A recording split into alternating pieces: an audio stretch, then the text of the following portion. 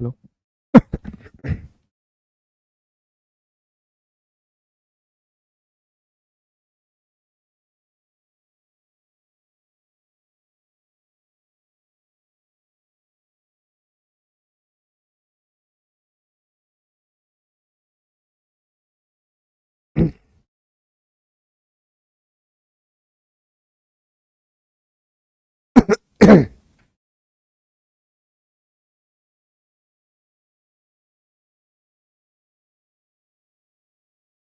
Hello.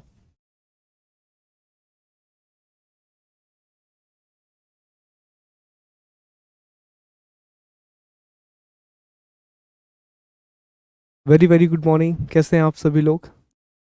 Very good morning Shivam, Gunjan, जय, देव, अंजनी, सुशील, सुधीर, प्रीति, काजल, शुभा। Very good morning, कैसे हैं आप सभी लोग? बढ़िया। बताइए मुझे, क्या मैं आपके लिए ऑडिबल हूँ? एम आई ऑडिबल और नॉट? तो बताएंगे सभी लोग।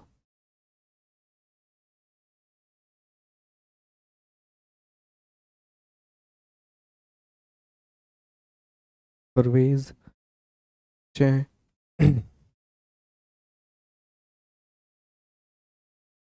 Okay,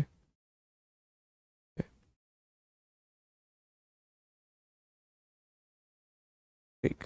all clear. Thank you यार, थैंक यू। चलिए, वेरी वेरी गुड मॉर्निंग। हाँ, कोई बात नहीं, कोई बात नहीं, बढ़िया है। ठीक। तो दोस्तों, आज से फिर हम मॉडर्न हिस्ट्री शुरू करने वाले हैं। देखिए, इस सेगमेंट में जो मेरा आपके वो पढ़ाने वाला सेगमेंट है, उसमें मॉडर्न हिस्ट्री शामिल है। मतलब मुख्य परीक्षा का जो सिलेबस है, वो पहले मैं मुख्य रूप से आपको कवर कराऊंगा। वही मेरा पहला लक्ष्य है कि वो मैं आपको जल्दी से जल्दी और अच्छे तरह से आपको कवर करा दूं। ठीक है। अब एक बात मैं अभी स्पष्ट कर दूं कि पूरे तरीके से आपको इस बार अपने नोट्स पर रिलाय रहना है। देखिए, पीपीटी मैं दूंगा, कुछ टॉपिक्स के मैं आपको नोट्स भी दूंगा, पर नोट्स पर आप रिलाय नहीं रहेंगे। मैं हर चीज आपको डिक्टेट कराऊंगा, क्योंकि अब बात मुख्य परीक्षा की है। अब बात मेंस एग्जामिनेशन की है। अगर मुझे आपको प्रीलिम्स के लिए पढ़ाना होता, तो मैं सिर्फ आपको पीपीटी से पढ़ा देता, चीजें आसान हो जाती। लेकिन अब मैं मैक्सिमम चीजें, मतलब 90% जो हमारा कोर्स चलेगा, वो मैं आपको लिखवा कर ही पढ़ाऊंगा। अभी एक दो क्लासेस चूंकि फैक्चुअल नेचर की हैं, इसीलिए वो पीपीटी पे जाएंगी। लेकिन 90% जो हमारा सिलेबस है, वो मैं आपको लिखवा के ही पढ़ाऊंगा। तो आप सबको हमेशा की तरह एक काम करना है। एक बढ़िया सी कॉपी बना लीजिए, लगभग 200 पेज की कॉपी, आधुनिक भारतीय इतिहास के लिए, मॉडर्न इंडियन हिस्ट्री के लिए। लेकिन तरीका क्या होगा, पहले मैं आपको टॉपिक समझाऊंगा, बोर्ड पे हम बढ़िया सा एक डायग्राम बनाएंगे, वो डायग्राम आप मेरे साथ बना लीजिएगा, और फिर मैं आपको डिक्टेट कराऊंगा टॉपिक। जो भी डिक्टेशन रहेगा, उस टॉपिक का हम वो डिक्टेशन करेंगे। ठीक है। तो मैं बस आपसे इतनी रिक्वेस्ट करूंगा कि प्लीज कॉपी लेकर जरूर बैठिएगा। बिना कॉपी के मत बैठना दोस्तों, उसमें क्या है, आपका बहुत नुकसान होगा। और अगर आप खुद से, जैसे मैं अपनी भाषा में नोट्स बनवाऊंगा, तो भाषा आसान रहेगी, जबकि नोट्स की भाषा कैसी रहती है, थोड़ी सी मुश्किल भाषा होती है नोट्स की। ठीक। तो तैयार रहेंगे, ये हमारे बीच में अग्रीमेंट हुआ। ठीक है, ये अग्रीमेंट हुआ। हाँ, मतलब क्लास में नोट्स बनेगा, बिल्कुल क्लास में नोट्स बनेगा, सारी चीजें तो आपको लिखना पड़ेगा। ओके। तो कॉपी पेन लेकर के बैठिएगा दोस्तों, कॉपी पेन लेकर के बैठिएगा। इसकी जानकारी आपको जल्दी मिल जाएगी। हाँ, ये जो टॉपिक है, लेकिन मॉडर्न इंडियन हिस्ट्री, ये प्री प्लस मेंस है। अभी जो टॉपिक हम शुरू करने जा रहे हैं, इसीलिए हमने आधुनिक भारतीय इतिहास की शुरुआत की है। ये प्री प्लस मेंस चलेगा, देखिए लिखा भी हुआ है सामने। हम इसमें प्रीलिम्स की तैयारी भी करेंगे और मेंस की तैयारी भी करेंगे, तो दोनों चीजें एक साथ आएंगी। हिंदी इंग्लिश में आपको समस्या नहीं आएगी। जितने लोग इंग्लिश मीडियम से हैं, मैं इंग्लिश में भी आपको डिक्टेट करूंगा, तो आपको परेशान होने की जरूरत नहीं है। ठीक। चलिए, तो क्लास को शुरू करते हैं। आज हमें हमारे पूरे मॉडर्न इंडियन हिस्ट्री को, आज हमें हमारे पूरे आधुनिक भारत के इतिहास को पहले देखना है। पूरे पाठ्यक्रम को हमें देखना है और पूरा एक मैप बनाना है कि कैसे हम इंडियन हिस्ट्री या मॉडर्न इंडियन हिस्ट्री को पढ़ने वाले हैं। पर उससे पहले मैं 2-3 बातें आपसे कर लेता हूँ इतिहास से संबंधित, फिर हम पाठ्यक्रम पे चलेंगे और वहां से आपको लिखना शुरू करना है। देखो, सबसे पहले आप ये समझ लें कि इतिहास क्या है और इतिहास को पढ़ने का सबसे अच्छा तरीका क्या है। इतिहास में डेट्स आपको कैसे याद रखनी है, बिकॉज कई बार हमें लगता है कि जो हिस्ट्री है वो एक बहुत ही ज़्यादा बोरिंग विषय है, क्योंकि इसमें बहुत सारी तिथियां आपको याद करनी पड़ेंगी। पर ऐसा नहीं है। हम कैसे तिथियों को याद करेंगे, हमारी अप्रोच क्या होगी, और एज स्टूडेंट आपकी अप्रोच क्या होनी चाहिए, बिकॉज आपको ये मॉडर्न हिस्ट्री पढ़ के प्रीलिम्स भी देना है, यही मॉडर्न हिस्ट्री पढ़ के आपको मुख्य परीक्षा भी देनी है। ठीक है, देखिए सबसे पहले हम यहीं से शुरू करते हैं कि आखिर ये जो शब्द है इतिहास, इसका अर्थ क्या है। तो कहा यह जाता है कि इतिहास जो है वो अंग्रेजी के वर्ड का हिंदी रूपांतरण है। अंग्रेजी में एक शब्द है हिस्ट्री। हिस्ट्री जो शब्द है वो ग्रीक भाषा के शब्द हिस्टोरिया से लिया गया है। इतिहास या हिस्ट्री का बहुत बहुत सामान्य अध्ययन होता मतलब होता है वो है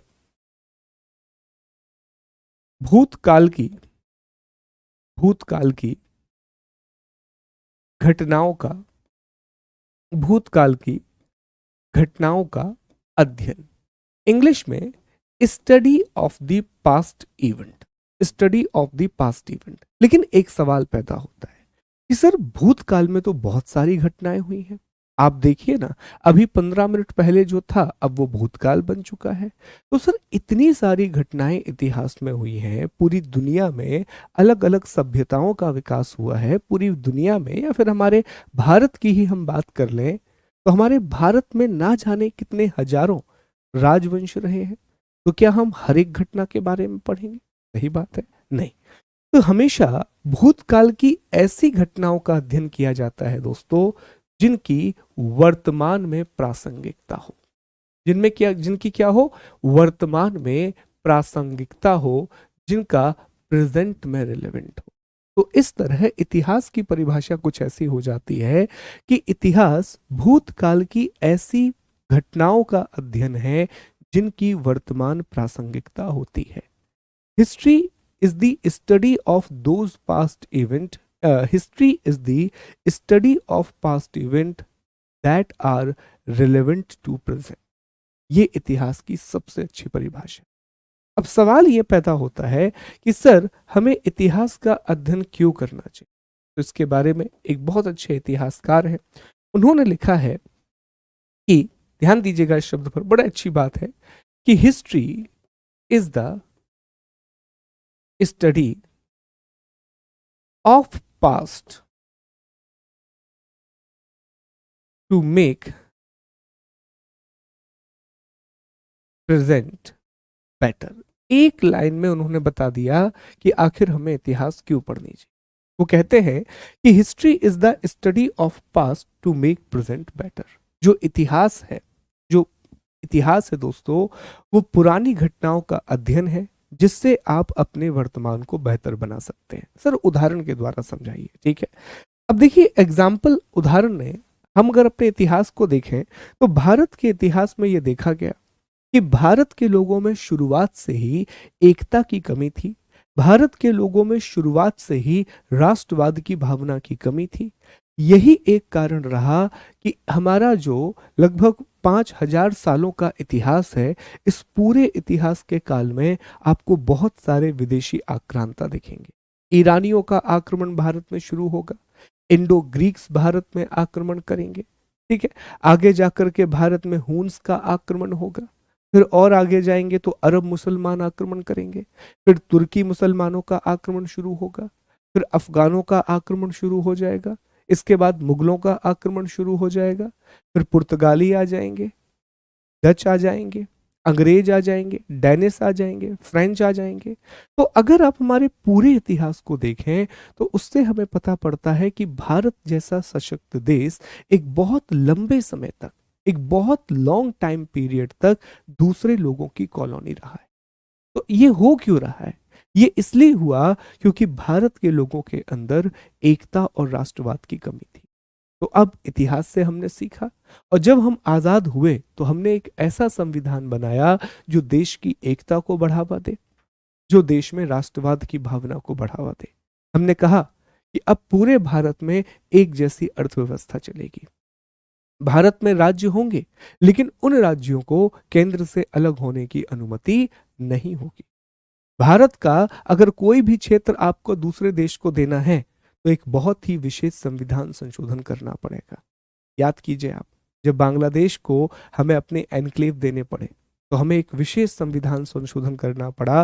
भारत में 100वां संविधान संशोधन हुआ, 100th कॉन्स्टिट्यूशन अमेंडमेंट हुआ, और वो एक विशेष संविधान संशोधन था। तो ये हमने किससे सीखा? इतिहास से सीखा। इतिहास ने हमें बताया कि अगर किसी भी देश में राष्ट्रवाद की कमी आएगी, नेशनलिज्म की कमी आएगी, तो ये डेफिनेट बात है कि उस देश में विदेशी शक्तियों की उपस्थिति बढ़ेगी। हमें सिखाया कि विदेशी कंपनियां कैसे शासन करती हैं। तो हम 1991 तक एक क्लोज इकोनॉमी रहे, एक बंद अर्थव्यवस्था रहे। बहुत ही कम विदेशी कंपनियों को हमने भारत में आने की अनुमति दी। और 1991 तक जब हम सशक्त हो गए, उसके बाद हमने एलपीजी को अपनाया। और एलपीजी अपनाने के बाद भी हमने ये नहीं किया कि सारे क्षेत्र हमने विदेशियों के लिए खोल दिए, बल्कि हमने कुछ क्षेत्रों को अपने पास बनाए रखा।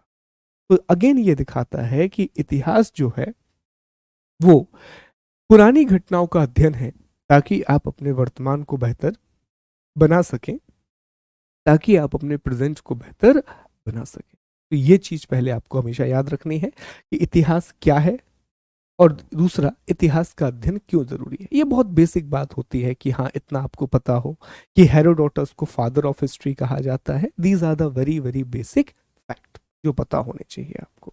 ठीक, अब एक बात मैं आपको और बता दूं कि सर इतिहास को पढ़ने का तरीका क्या होना चाहिए, और आप जैसे भी जो बातें हम पढ़ेंगे उसमें आप क्या ध्यान रखें। देखिए, इतिहास को पढ़ने का एक बहुत अच्छा तरीका होता है कि कोशिश करें कि जितना आप इसे टाइमलाइन के हिसाब से पढ़ सकें, उतना ज्यादा इतिहास आपके लिए आसान बनता है। जैसे अभी हम आपको यूरोपीय कंपनियों का आगमन बताएंगे, तो जब मैं आपको पुर्तगालियों के बारे में बताऊंगा तो पहले मैं पूरे टाइमलाइन के थ्रू आपको इंसिडेंट समझाऊंगा कि कैसे बार्थोलोम्यू डियाज, उससे भी पहले हम चलेंगे कि कैसे रोमन साम्राज्य का उदय होता है, फिर रोमन साम्राज्य का पतन होता है, बेजेंटेनिया एम्पायर बनता है, फिर वहीं पर इटली में जो कुछ शहर हैं जिसमें वेनिस है, जिनोवा है, ये ट्रेडिंग सेंटर बन जाते हैं।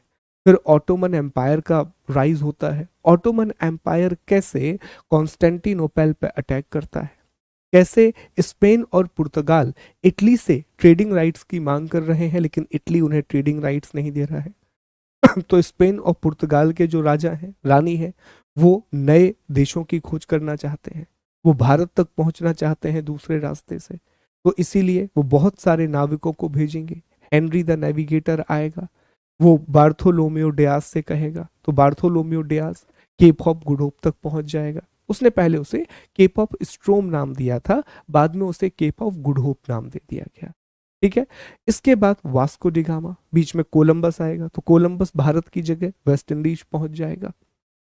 ठीक है, कब्रेल आएगा, कब्रेल भारत की जगह ब्राजील पहुंच जाएगा। लेकिन वास्को डी गामा एक ऐसा रहेगा जो अब्दुल मजीदी की मदद से भारत पहुंचेगा। फिर वो वास्को डी गामा भारत आया, उसने भारत में क्या किया, फिर पेड्रो कैब्रियल इंडिया आया, अरब से उसकी लड़ाई हुई। तो इस तरह से एक टाइमलाइन मेथड से हम समझेंगे, ताकि इतिहास की कम से कम एक कहानी हमारे दिमाग में बन जाए। आपको करना यह है कि हर एक डेट आपको याद नहीं करना है। ऐसा नहीं है कि मैंने अगर एक चैप्टर में आपको 20 डेट लिखवाई तो आप याद करने बैठ गए, नहीं। मैं जब भी कोई डेट इंपॉर्टेंट रहेगी, मैं उस पर स्टार मार्क कर दूंगा, स्टार। बस वही डेट आपको याद रखना, क्योंकि डेट्स तो बहुत सारी आएंगी। डेट हम इसलिए पढ़ रहे हैं इतिहास में ताकि आपको एक रेफरेंस मिल जाए कि अच्छा इस समय की बात हो रही है। बाकी मुख्य परीक्षा में बहुत सारी डेट्स याद नहीं रखनी होती है। बहुत इंपॉर्टेंट जो डेट्स होती हैं बस वो आपको पता होनी चाहिए। जैसे इंपॉर्टेंट डेट में कि वास्को डी गामा कब आया, अंग्रेज कब आए, ठीक है, डच कब आए, वास्को डी गामा कब गया, ठीक है, या फिर भारत में जो प्रमुख युद्ध हैं, प्लासी का युद्ध हो गया, बक्सर का युद्ध हो गया, ये कब हुए।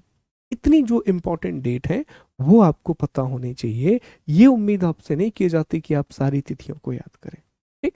दूसरी बात, आप कोशिश ये कीजिएगा कि जब मैं आपको कहानी समझा रहा हूं पूरा, तो पहले इतिहास को एक कहानी के रूप में सुनिए। तुरंत क्या होता है, कई बार आप लोग कोशिश ये करने लगते हो कि सर कहानी को हम मुख्य परीक्षा में कैसे लिखेंगे, प्रारंभिक परीक्षा में नहीं, उसी कहानी में तथ्य निकल करके आते हैं। तो जैसे मैंने कोई टॉपिक शुरू किया तो हमेशा मैं आपको 10-15 मिनट की कहानी सुनाया करूंगा, जिसमें मैं पूरा टॉपिक आपको समझाऊंगा। उस समय आपको लिखना नहीं है, इत्मीनान से आप मुझे 15 मिनट सुनेंगे, पहले समझ लेंगे कि अच्छा सर ने एक पूरी स्टोरी बना दी है, मैप के थ्रू स्टोरी बना दी है कि कैसे रोमन साम्राज्य बना, कैसे दूसरे साम्राज्य का विघटन हुआ, ऑटोमन एम्पायर कहाँ पर आया, तो मैप के थ्रू मैं आपको दिखा दूंगा। तो 10-15 मिनट जब मैं आपको कहानी सुनाऊं, उसको बहुत ध्यान से सुनिए, और फिर आपको क्या करना है, अपने शॉर्ट नोट्स बनाना है। क्या करना है, शॉर्ट नोट्स ये आपको खुद बनाना है।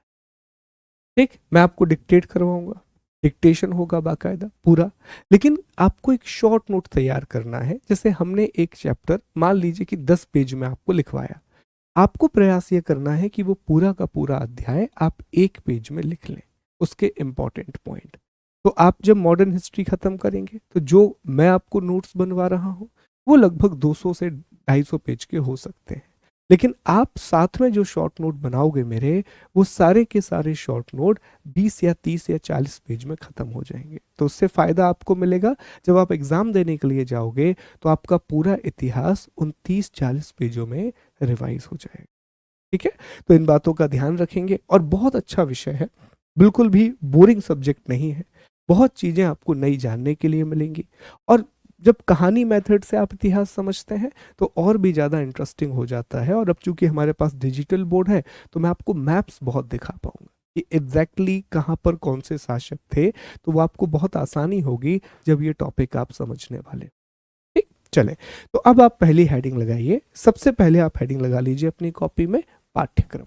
ठीक है, पहली हेडिंग अपनी कॉपी में लगा लीजिए। आज हमें पूरे सिलेबस को लिखना है, और ये सिलेबस नहीं है, ये वास्तव में पूरे मॉडर्न हिस्ट्री का एक आउटलुक है कि मॉडर्न हिस्ट्री में क्या क्या घटनाएं हुई, उन सभी की तिथियां, उन प्रमुख घटनाओं की जानकारी आज हम ये पूरी क्लास में ले लेंगे। मतलब एक प्रकार से आज आप शॉर्ट में पूरा आधुनिक भारतीय इतिहास पढ़ लेंगे, बहुत शॉर्ट में आप पूरी मॉडर्न हिस्ट्री पढ़ लेंगे। ठीक है, तो हेडिंग लगा लीजिए पाठ्यक्रम, बढ़िया बिल्कुल कॉपी में, और फिर हम शुरू करेंगे इसको लिखना।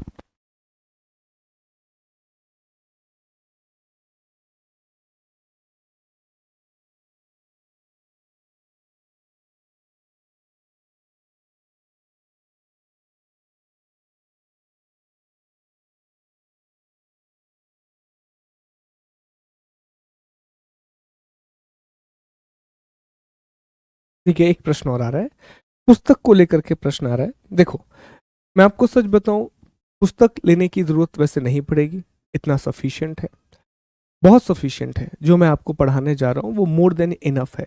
मेरी बस आपसे रिक्वेस्ट ये है कि एमसीक्यू के लिए किताब ले लीजिए। एमसीक्यू के लिए जितनी अच्छी किताब आप ले सकते हैं उतना अच्छा किताब आप ले लीजिए। ठीक है, तो या तो आप घटना चक्र ले सकते हैं, बहुत बढ़िया टाइप की किताब है घटना चक्र। उसके अलावा एक एस के पांडे की किताब आती है, एस के पांडे सर की किताब आती है, एमसीक्यू की किताब है, बहुत मोटी मोटी किताब है, तो वो भी आप प्रेफर कर सकते हैं। तो एमसीक्यू की किताब आप ले लीजिए, वो आपको ज़्यादा मदद करेगी, क्योंकि बाकी चीज़ें जो हम क्लास में पढ़ रहे हैं, तो आप स्पेक्ट्रम पढ़ेंगे या विपिन चंद्र पढ़ेंगे तो आई थिंक वो बहुत लेंदी प्रोसेस हो जाएगी। आप क्लास कीजिए, क्लास के नोट्स पढ़िए और सिर्फ एमसीक्यू की पुस्तक लीजिए। तो या तो घटना चक्र आप ले सकते हैं, या फिर आप चाहें तो एस के पांडे सर की किताब जो 3 अलग अलग भाग में आती है, प्राचीन, मध्यकाल और आधुनिक, उसमें सिर्फ प्रश्न दिए गए हैं, वो आपको याद रखना है। ठीक है, चलिए, तो अब शुरू करें लिखना। आप मेरे साथ साथ लिखते जाइएगा और मैं आपको समझाते जाऊंगा। एक एक टॉपिक यहाँ पर आएगा, आपको लिखना है अपनी कॉपी में। ठीक है, कॉपी में लिखेंगे और फिर मैं आपको वो टॉपिक तुरंत थोड़ी थोड़ी बातें उसके बारे में बताते जाऊंगा। शुरू करें लिखना। तो सबसे पहले दोस्तों, जो टॉपिक हमें पढ़ना है, इस टॉपिक का नाम है आधुनिक भारत का इतिहास लेखन, हिस्टोग्राफी ऑफ मॉडर्न इंडिया। अभी सिलेबस है इसलिए हम पीपीटी का इस्तेमाल कर रहे हैं, फिर हम पढ़ेंगे जब तो पढ़ेंगे हम व्हाइट बोर्ड पर ही।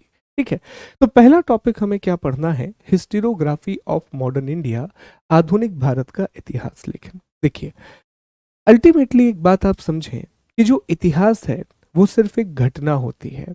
उस घटना को कैसे लिखा जाएगा ये किसी व्यक्ति की सोच पर निर्भर करता है।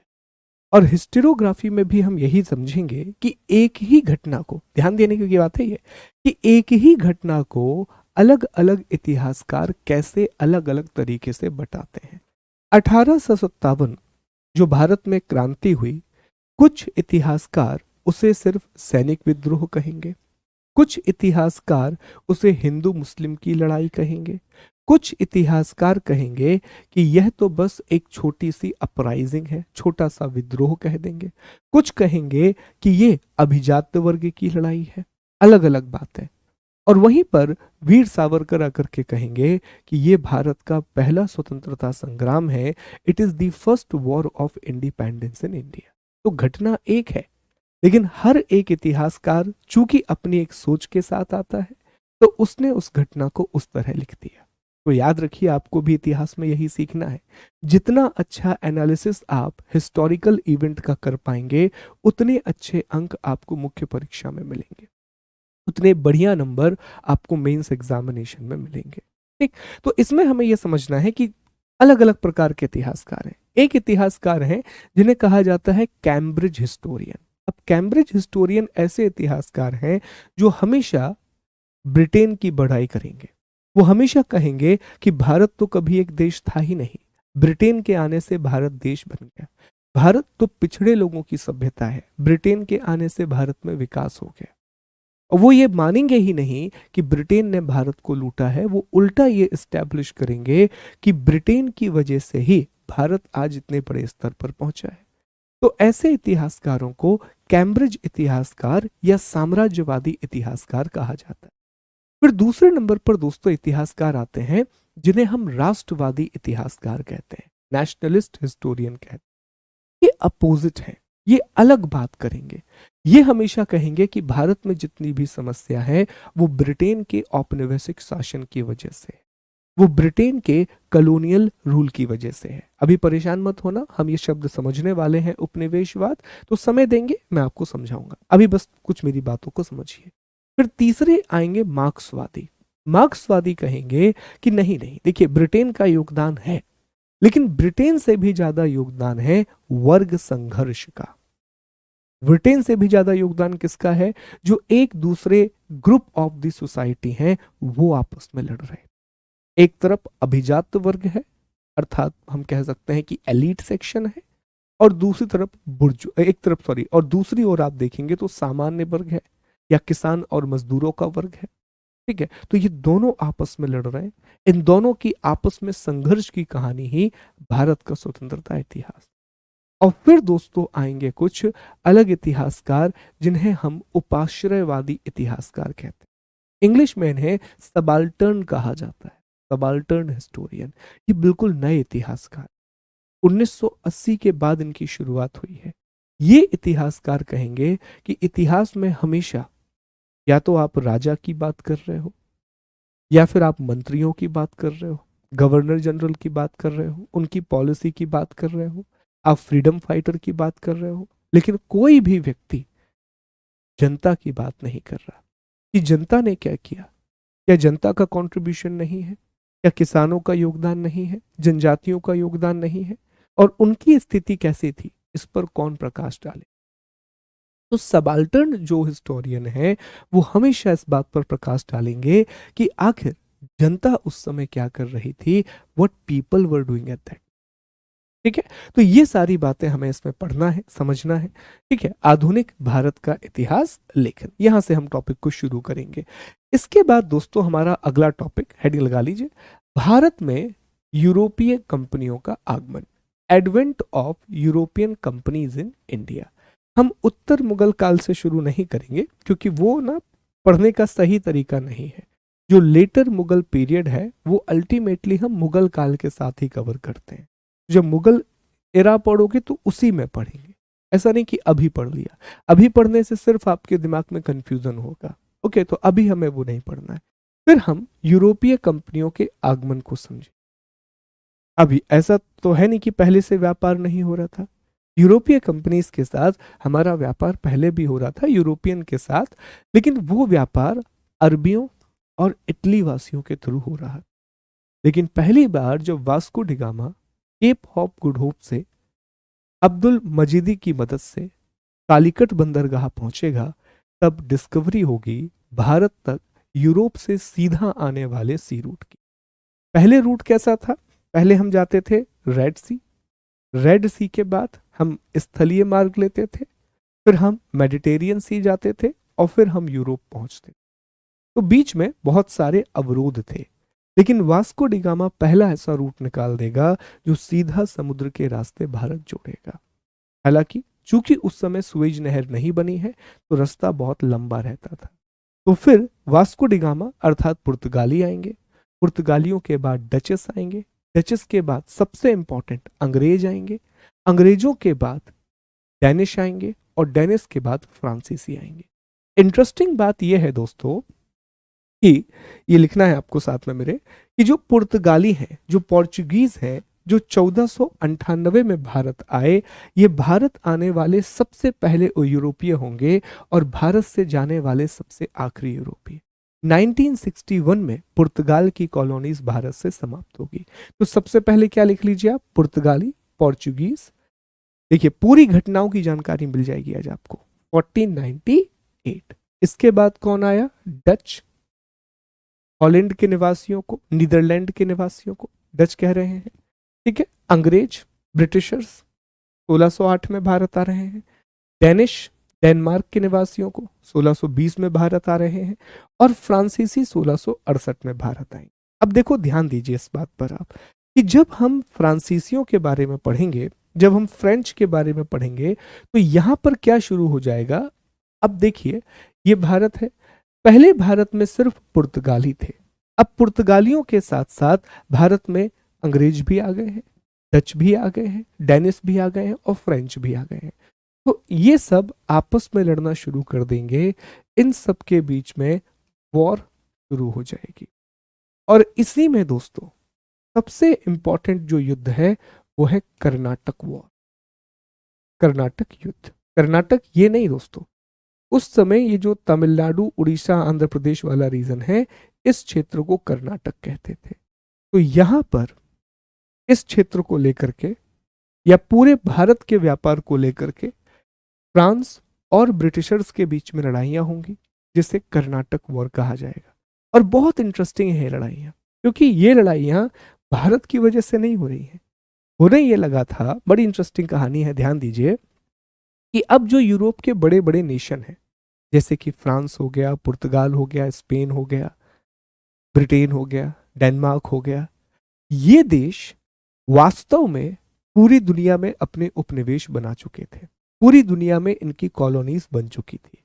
तो जैसे ही इनके बीच में यूरोप में लड़ाई होती थी, तो जहां जहां इनकी कॉलोनी है वहां भी लड़ाई होने लगती थी। यूरोप में दोनों की लड़ाई शुरू हुई, अमेरिका में पता पड़ा दोनों लोग साथ में बैठ करके खाना पान कर रहे थे और लड़ने लगे।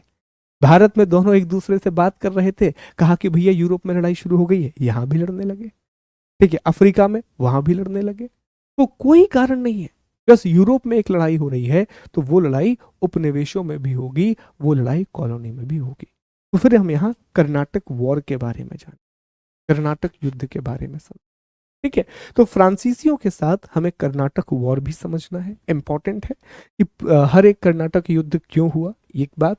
दूसरा, यहाँ से ना मैच द कॉलम के सवाल भी आते हैं, अगर आप उठा करके देखें पुराने, तो उसमें पूछ लेता है कि कर्नाटक के वॉर में कौन से वॉर में कौन सी संधि हुई। जो 3 युद्ध हमें देखने के लिए मिलते हैं, तो उसमें अलग अलग ट्रीटीज निकल के आती हैं, पेरिस की संधि है, एक्सला सापेल की संधि है, तो वो कौन से युद्ध में कौन सी संधि हुई, ये हम देखने का प्रयास करेंगे। तो ये अच्छा टॉपिक है, इसमें आप यूरोपियों के अराइवल को समझ पाओगे, इसमें उन्होंने किस तरह से शासन किया, पुर्तगालियों ने कैसे पोर्चुगीज गवर्नर इंडिया आना शुरू हुए, क्या अंतर है, क्यों अंग्रेज सफल हो गए और बाकी सारी कंपनियां फेल हो गई, इसके बारे में भी आप समझेंगे। जबकि पुर्तगालियों ने, देखा जाए तो ये 1500 में आ गए और 100 सालों तक कोई दूसरी कंपनी भारत नहीं आई, तो 100 साल इनको बिल्कुल सीधे मिले, 100 ईयर इनका कोई कंपटीशन ही नहीं था। उसके बाद भी पुर्तगाली भारत में स्थापित नहीं हो पाएंगे, अंग्रेज हर एक कंपनी को जड़ से उखाड़ देंगे। जड़ से नहीं उखाड़ेंगे मतलब कुछ ऐसे क्षेत्र हैं जो इनके पास रह जाएंगे, बाकी क्षेत्रों पर अंग्रेजों का अधिकार होगा। ठीक है, अब जब हम ये पढ़ लेंगे तो हमें ये टॉपिक पढ़ने के बाद समझ में आ जाएगा, कर्नाटक वॉर समझने के बाद, कि अब भारत में सिर्फ एक कंपनी बची है, वो है ब्रिटिश ईस्ट इंडिया कंपनी। और अब ये समझ में आने लगा है कि भारत पे जो अगला बड़ा शासन होने वाला है वो फिर से एक विदेशी का शासन होगा, क्योंकि हम सोच रहे थे कि शायद अब इंडिया पर मराठा रूल करेंगे, मराठाओं का साम्राज्य भारत पर स्थापित होगा। लेकिन पानीपत के युद्ध में मराठाओं की हार ने यह बता दिया कि अब भारत पर कौन शासन नहीं करेगा। तो अंग्रेजों के लिए ये बहुत अच्छी अपॉर्चुनिटी है और अब वो भारत में शुरू करेंगे अपनी साम्राज्यवादी विस्तार की नीतियां। अब ब्रिटिश एक्सपेंशन इन इंडिया, हम इस टॉपिक के बारे में पढ़ेंगे। अब वो व्यापार सेट कर चुके हैं, उन्होंने अपने प्रतिद्वंदियों को हरा दिया है। अब ब्रिटेन की सोच ये है कि कैसे हम मुनाफे को ज्यादा से ज्यादा बढ़ा लें, कैसे जो हमारा प्रॉफिट है हम उसे मैक्सिमम कर लें।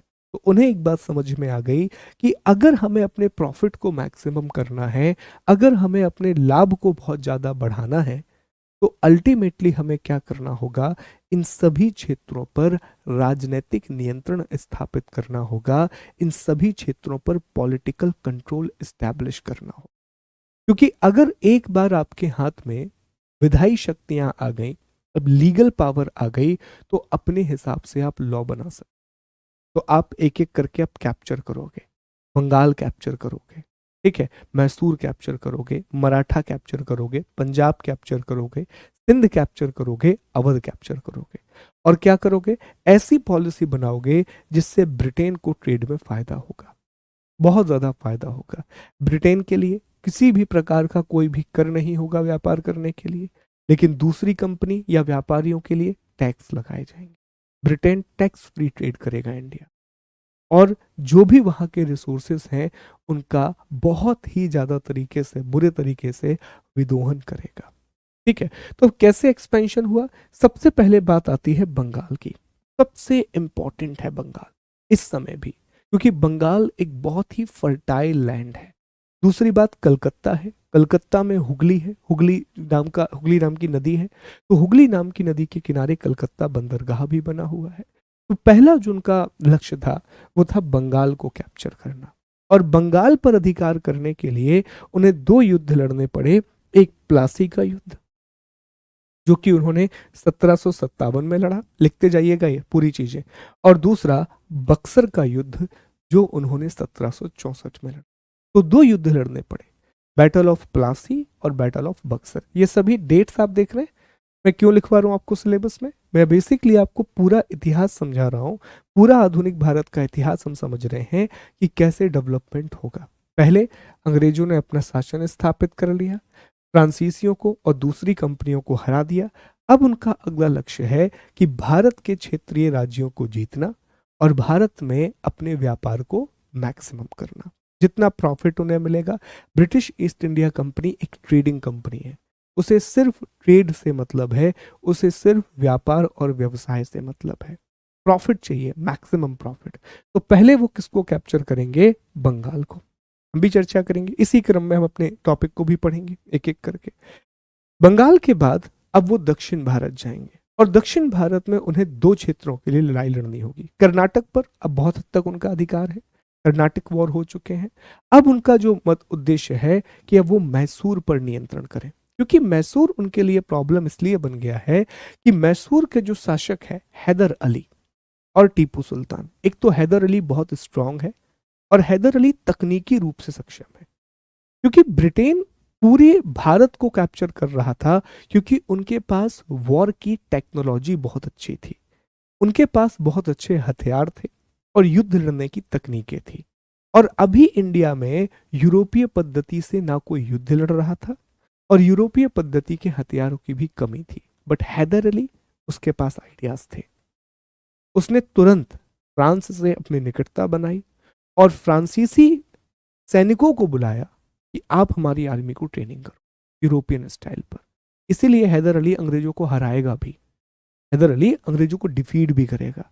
तो उनके लिए अब अगली समस्या थी मैसूर, क्योंकि वो नहीं चाहते थे कि यहाँ एक कोई पावरफुल फ्रेंच पावर आ जाए तो जो हमने कर्नाटक युद्ध में कमाया है वो सब गवा देंगे। तो अब उनका अगला लक्ष्य होगा मैसूर। पर मैसूर को जीतने के लिए उन्हें 4 युद्ध करने पड़ेंगे, और इन 4 युद्धों को हम क्या कहते हैं दोस्तों?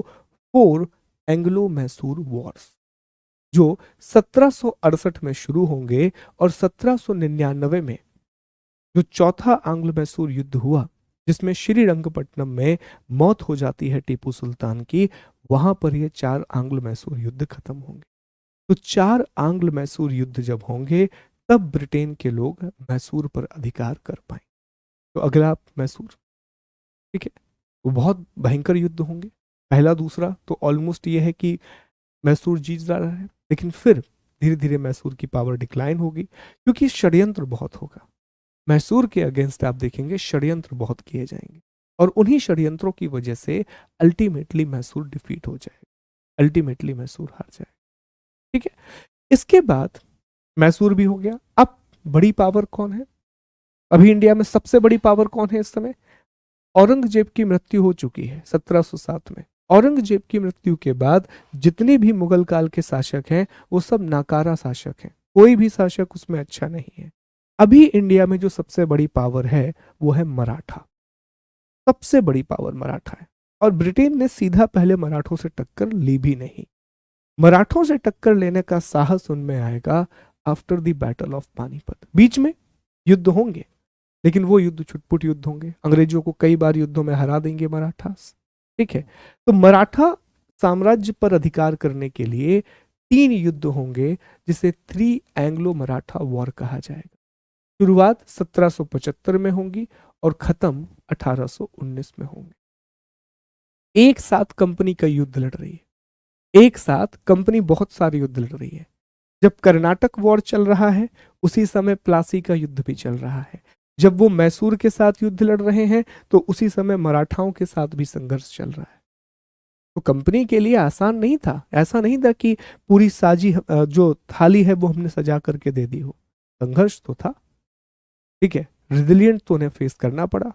बस समस्या यह थी जो मैंने आपको बताया कि भारत के लोगों में जो कि यूनिटी नहीं थी। अगर हम यूनाइट होते, अगर भारत के सारे राजवंश जुड़ जाते आपस में, तो कोई रूल नहीं कर पाता। तो मराठाओं के साथ फिर युद्ध होंगे, 3 युद्ध होंगे, जिसे 3 एंग्लो मराठा वॉर कहा जाता है, 1775 से 1819।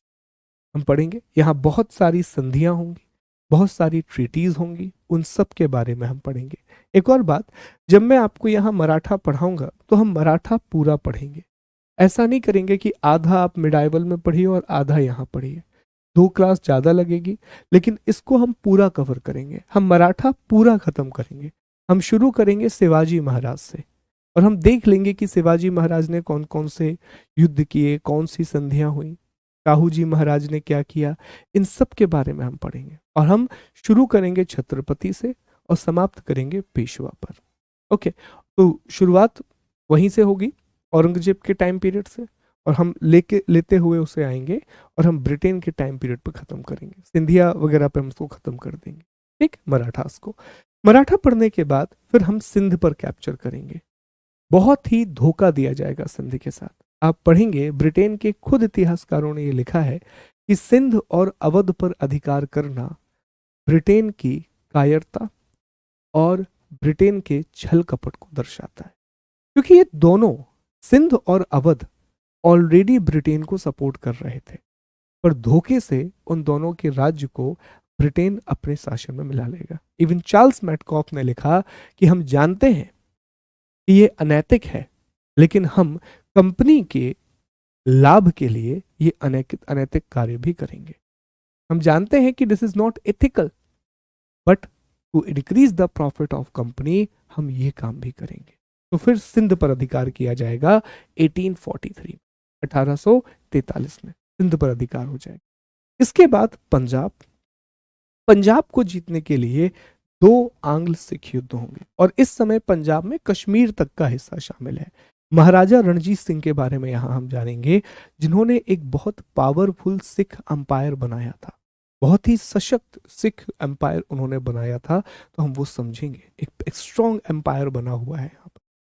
तो दो आंग्ल सिख युद्ध होंगे जो 1845 से 1849 तक चलेंगे। हालांकि दूसरा युद्ध एक फॉर्मेलिटी था, पहले ही युद्ध में तय हो जाने वाला है कि अल्टीमेटली अब पंजाब पर भी ब्रिटेन का अधिकार होगा। दूसरा युद्ध एक छुटपुट युद्ध होगा, ठीक है, क्योंकि प्रमुख शासक महाराजा रणजीत सिंह के बाद कोई भी आपको स्ट्रांग रूलर नहीं मिलेगा। और जो इनके सहयोगी हैं, जैसे गुलाब सिंह जैसे लोग हैं, तो वो अल्टीमेटली क्या करेंगे, ब्रिटेन से समझौता कर लेंगे कश्मीर के लिए। कश्मीर गुलाब सिंह को मिल जाएगा, उन्हीं के पुत्र आगे जाकर के परपोते कह सकते हैं, पोते परपोते, वो हरि सिंह थे। ठीक है, तो यहां से आपको कश्मीर की कहानी भी समझ में आएगी कि पंजाब का जब शासन था तो कश्मीर पंजाब में था, गुलाब सिंह के पास जाएगा, इस तरह से गुलाब सिंह का शासन वहां पहुंचेगा। ठीक, पंजाब को पढ़ने के बाद हम आखिरी में अवध की बात करेंगे।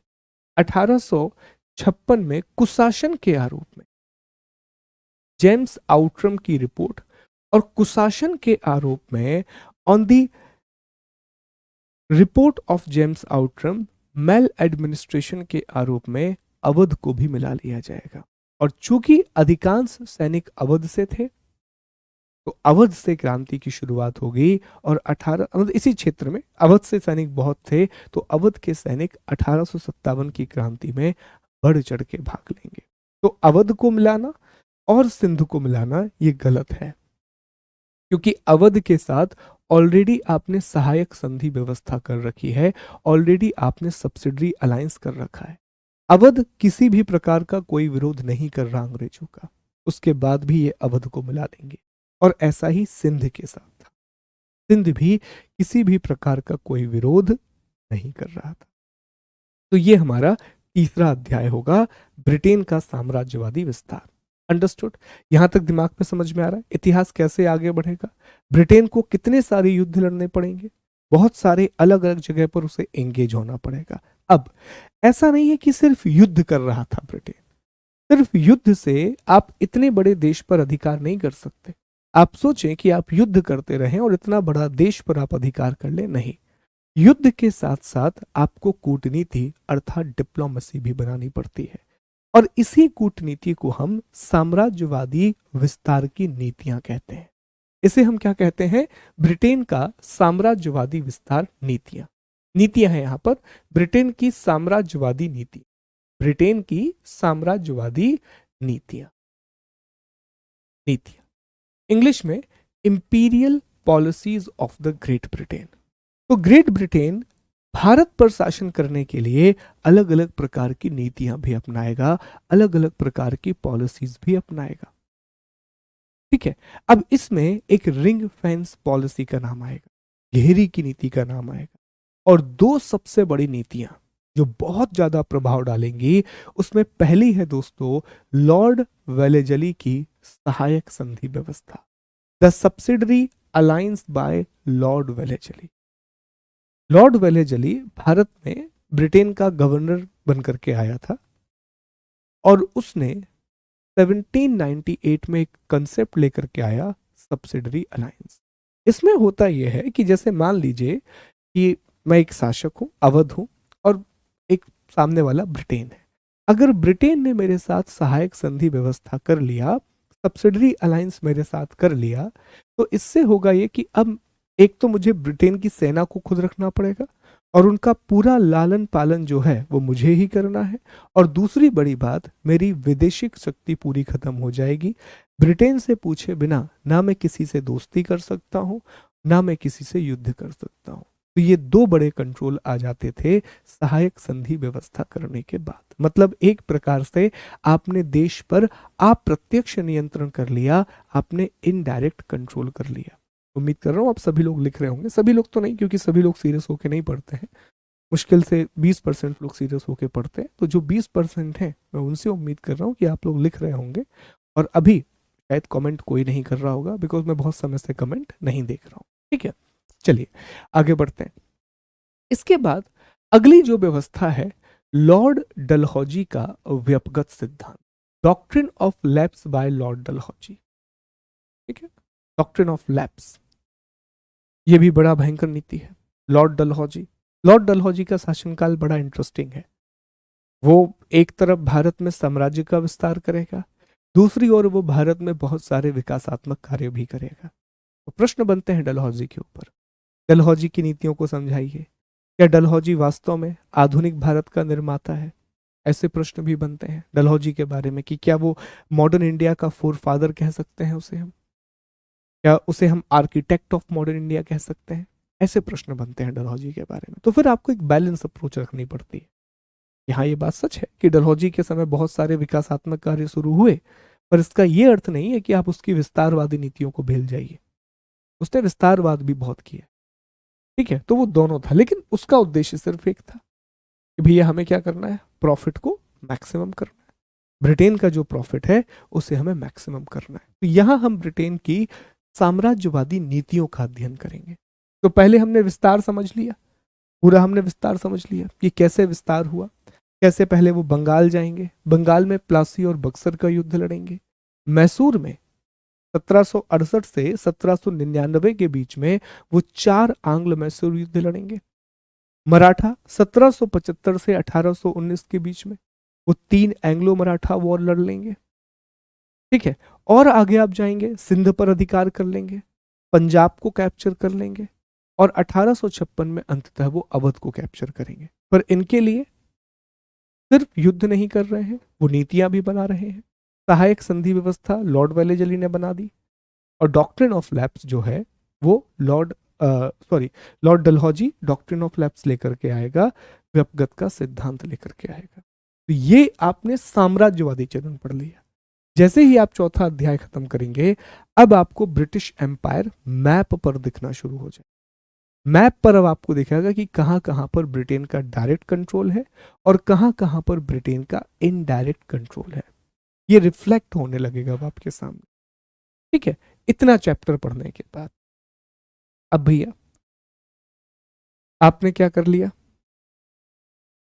क्षेत्र मिल गया, क्षेत्र के साथ साथ जनसंख्या मिल गई, ठीक है। संप्रभुता आपके पास है क्योंकि आपके अलावा यहां पे कोई अधिकार नहीं है। तो जब आपको कोई एरिया मिल जाता है, पॉपुलेशन मिल जाती है और आपको सॉवरेनिटी मिल जाती है, तो अब आप किसकी ओर बढ़ चुके हैं? अब आप एक राज्य बनोगे। और राज्य कब बनेगा? जब इसमें आप सरकार जोड़ दोगे, जब इसमें आप गवर्नमेंट जोड़ दोगे। इंडियन पॉलिटी की क्लास में पढ़ा होगा आपने, राज्य के 4 तत्व होते हैं। तो 3 तत्व तो इनके पास आ गए, क्षेत्र आ गया, क्षेत्र में रहने वाले लोग आ गए, और संप्रभुता आ गई कि जो करना है करो। तो अब इन्हें जरूरत थी सरकार की, और जब सरकार आती है तो अल्टीमेटली सरकार का अर्थ क्या है? नीतियां। अल्टीमेटली सरकार का अर्थ क्या है सर? गवर्नमेंट का मतलब है कि अब इन्हें पॉलिसीज बनानी होंगी, अब इन्हें नीतियां बनानी होंगी शासन करने के लिए। अब इन्हें नीतियां बनानी होंगी। तो अब हम अध्ययन करेंगे ब्रिटिश सरकार की नीतियों। अब हम ब्रिटेन की पॉलिसीज पढ़ेंगे। कौन कौन सी पॉलिसी पढ़ेंगे? आर्थिक, प्रशासनिक, सामाजिक, हर एक प्रकार की नीति को पढ़ेंगे। तो अगला जो हमारा टॉपिक रहेगा, ब्रिटिश कालीन आर्थिक नीति, ब्रिटिश इकोनॉमिक पॉलिसी। अब ब्रिटिश इकोनॉमिक पॉलिसी में भू राजस्व व्यवस्था का अध्ययन, लैंड रेवेन्यू सिस्टम पढ़ेंगे। अब यहां हम जान पाएंगे कि कैसे ब्रिटेन ने अलग अलग लैंड रेवेन्यू मॉडल अपनाए। पहले कोई मॉडल नहीं था, नॉर्मल जो चल रहा था वही चल रहा था, ठीक है। पंचमहल व्यवस्था या इजारेदारी व्यवस्था की शुरुआत हेस्टिंग ने की। उसके बाद लॉर्ड कॉर्नवालिस आएगा, वो स्थायी बंदोबस्त को शुरू करेगा, परमानेंट सेटलमेंट। फिर महलवारी व्यवस्था आएगी कुछ क्षेत्रों में रैयतवारी व्यवस्था आएगी। और हम ये भी समझेंगे कि इन व्यवस्थाओं का प्रभाव वर्तमान भारत पर क्या है। आप रिलेट कर पाओगे कि जो करंट है में इंडिया है, उस पर इन घटनाओं का कितना प्रभाव पड़ा है। जैसे मैं आपको एक एग्जांपल देता हूं। आपने कभी ये सोचने की कोशिश की है कि जब हम यूरोप की बात करते हैं, बहुत ध्यान दीजिएगा मेरी बात पर और सोचिएगा इस बात पर कि जब हम यूरोप की बात करते हैं तो यूरोप के 2 हिस्से हैं। एक पश्चिमी यूरोप जो बहुत विकसित है, जिसके पास बहुत पैसा है, और दूसरी ओर है पूर्वी यूरोप, ईस्टर्न यूरोप, जो बहुत गरीब है। क्यों है ऐसा? इसकी जड़ें कहाँ पर हैं? तो इस टॉपिक को पढ़ने के बाद आपको समझ में कि इसकी जड़ें 1453 के बाद की कहानियों में, 1500 के बाद जब यूरोप में आधुनिक पुनर्जागरण आएगा, मॉडर्न रेनेसो आएगा, तो पश्चिमी यूरोप अपनी सामंतवादी और पुरानी व्यवस्था को खत्म कर देगा। लेकिन पूर्वी यूरोप में पुरानी व्यवस्था खत्म नहीं, वो व्यवस्था खत्म नहीं हो पाएगी। लोग विद्रोह करेंगे लेकिन उस विद्रोह को दबा दिया जाएगा। तो जब पुरानी व्यवस्था ही खत्म नहीं हुई तो तकनीक कैसे आएगी, व्यापार कैसे आएगा? क्योंकि पुरानी व्यवस्था में इन चीजों के लिए जगह नहीं थी। पुरानी व्यवस्था कट्टर व्यवस्था है, धर्म के आधार पर चलने वाली व्यवस्था है। और पश्चिमी यूरोप वो नई व्यवस्था अपना ले, वो चर्च के महत्व को खत्म कर देगा, प्रोटेस्टेंट मूवमेंट चलेगा वहां। अब विज्ञान को बढ़ावा दिया जाने लगेगा। हेनरी जैसे राजकुमार आएंगे जो नेविगेशन और शिप बिल्डिंग को बहुत बढ़ावा देंगे। Columbus, Vasco da Gama, Bartholomew Diaz, captain Cook, captain Tasman से लोग आएंगे और ये दुनिया के अलग अलग हिस्सों की खोज करेंगे। पेड्रो कैब्रेल ब्राजील की खोज कर लेगा, अलग अलग जगह पर जाएंगे। क्यों? क्योंकि वहां पर पुरानी व्यवस्था का पतन हो गया और नई व्यवस्था का उदय हो गया, जबकि पूर्वी यूरोप में ऐसा नहीं हो पाया। तो आज भी आप देखिए वो अंतर आपको दिखता है। तो इतिहास का सीधा प्रभाव पड़ता है, इतिहास की घटनाओं का प्रभाव पड़ता है। अगर औद्योगिक क्रांति भारत में शुरू हुई हो गई होती तो आज तो हम दुनिया के नंबर 1 नेशन होते। होते कि नहीं होते? अगर औद्योगिक क्रांति भारत में शुरू होती तो हम नंबर 1 नेशन होते, क्योंकि हमें शायद वर्ल्ड वॉर में तो इंक्लूड भी नहीं होना पड़ता फिर, मोस्ट प्रोबेबली। ओके, हम बहुत इकोनॉमिक पावर भी अच्छी होते, हमारा जो एडमिनिस्ट्रेशन पावर है वो भी बहुत अच्छा होगा, लेकिन ऐसा नहीं हुआ। इतिहास की बात है। ओके, इसके बाद आगे आप समझें चीज़ों के बारे में ध्यान दें। तो हम पहले लैंड रेवेन्यू सिस्टम समझेंगे और जानेंगे कि भारत में नक्सलवाद कैसे लैंड रेवेन्यू सिस्टम से जुड़ा हुआ है। इसके बाद हम कृषि के वाणिज्यीकरण को समझेंगे, कमर्शलाइजेशन ऑफ एग्रीकल्चर को समझेंगे। ठीक, कमर्शलाइजेशन ऑफ एग्रीकल्चर की वजह से भारत में अकाल आना शुरू होंगे, क्योंकि पहले भारत के लोग, ऐसा नहीं है कि भारत में पहले नकदी फसलें नहीं उगा रहे थे लोग, नकदी फसलें इंडिया में पहले भी उगा रहे थे, लेकिन पहले वो अपना फूड ग्रेन उगाते थे।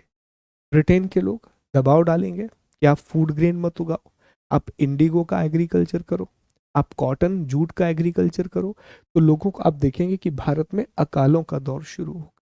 तो कृषि के वाणिज्यीकरण को हम समझेंगे, कमर्शलाइजेशन ऑफ एग्रीकल्चर से समझेंगे, जिससे पहले तो किसानों को कुछ लाभ हुआ, लेकिन जैसे ही लेकिन जैसे ही अकाल पड़ने लगे तब किसानों को समझ में आया कि ये गलती हो चुकी है।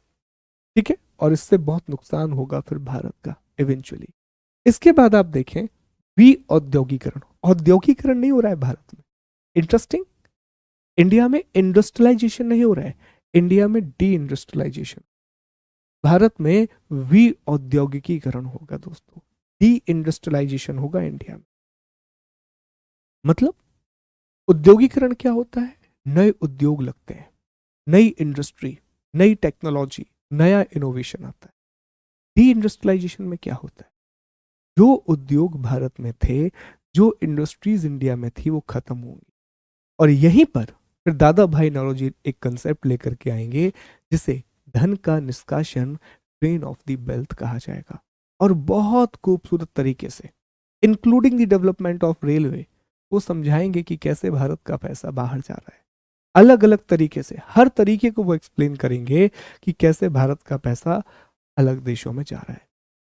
एक निबंध आएगा, उस निबंध में ट्रेन ऑफ वेल्थ रहेगा, और फिर उनकी एक किताब आएगी, poverty and un British rule in India, और उसके बाद आप देखिएगा। ठीक है, इसके बाद हम आधुनिक उद्योगों का विकास पढ़ेंगे, कुछ उद्योग जो ब्रिटेन ने भारत में लगाए उसकी चर्चा करेंगे हम, डेवलपमेंट ऑफ मॉडर्न इंडस्ट्री। फिर हम रेलवे के विकास को समझें, और रेलवे के विकास को समझते हुए आपको ब्रिटेन की सोच समझ में आएगी। अभी कल की क्लास में मैं आपको एक टॉपिक पढ़ाऊंगा, अगली क्लास में एक टॉपिक पढ़ाऊंगा, उपनिवेशवाद, कलोनियलिज्म। और आपको समझाएंगे एक एक चीज, बहुत अच्छे से लिखवाऊंगा भी, कि कैसे ब्रिटेन ने जो कुछ भारत में किया उसका सिर्फ एक कारण था, वो था उपनिवेश। अपने कॉलोनियल इंटरेस्ट को फुलफिल करने के लिए, अपने औपनिवेशिक उद्देश्यों की आपूर्ति करने के लिए ब्रिटेन भारत में रेलवे विकास करेगा, बहुत सारे काम करेगा, पर अपने कॉलोनियल इंटरेस्ट को पूरा करने के। ठीक है, समझ पाइएगा इस बात को। आगे बढ़ेंगे, धन के निष्कासन को डिस्कस करेंगे। धन का निष्कासन ये बताएगा कि कैसे भारत गरीब बन रहा है और भारत के पैसे से ब्रिटेन अमीर बन रहा है। दादा भाई नौरोजी का कंसेप्ट, रेन ऑफ वेल्थ। ठीक है, इसके बाद आप आगे जाएंगे, ब्रिटिश भारत में अकाल नीति, ग्रामीण, क्योंकि अकाल पड़ने लगे हैं दो चीजों की वजह से। एक तो कृषि का वाणिज्यीकरण और दूसरा डी इंडस्ट्रियलाइजेशन। अकाल आएगा इसका, क्या मीन्स, और ऑब्वियसली अकाल मानसून की वजह से आते हैं, पर आज अगर आप सोचिए, आज अगर भारत में अकाल आ भी जाए किसी क्षेत्र में तो ऐसा नहीं होगा कि हमारे यहाँ लोग मर जाएंगे। क्यों? क्योंकि अब भारत में फूड ग्रेन का स्टॉक किया गया है। भारत में जो फूड कॉरपोरेशन ऑफ इंडिया है वो ग्रेन्स का स्टॉक करके रखती है। क्या करके रखती है? वो स्टॉक करके रखती है ग्रेन्स का। तो ये नहीं होगा कि अब भारत में लोग मर गए, लेकिन इस समय कोई नीति ही नहीं थी, कोई स्टोरेज नहीं था। इवन इंडस वैली सिविलाइजेशन में मोहनजोदाड़ो में एक बहुत विशाल इमारत मिली है जिसे मोहनजोदाड़ो का अन्नागार कहते हैं, ग्रेनरी ऑफ ग्रेट मोहनजोदाड़ो कहते हैं। यहाँ कुछ नहीं है, कोई नीति ही नहीं है इन चीज़ों के लिए। तो फिर हम पढ़ रहे होंगे कि ब्रिटेन में, भारत में कितने अकाल आए और इन अकालों से निपटने के लिए ब्रिटेन ने किस प्रकार की नीति अपनाई, इस बात का अध्ययन हमें करना होगा। ठीक है, इतना पढ़ने के बाद फिर हम चर्चा करेंगे ब्रिटिश काल की प्रशासनिक नीतियों के बारे में, ब्रिटेन की एडमिनिस्ट्रेटिव पॉलिसीज के बारे में।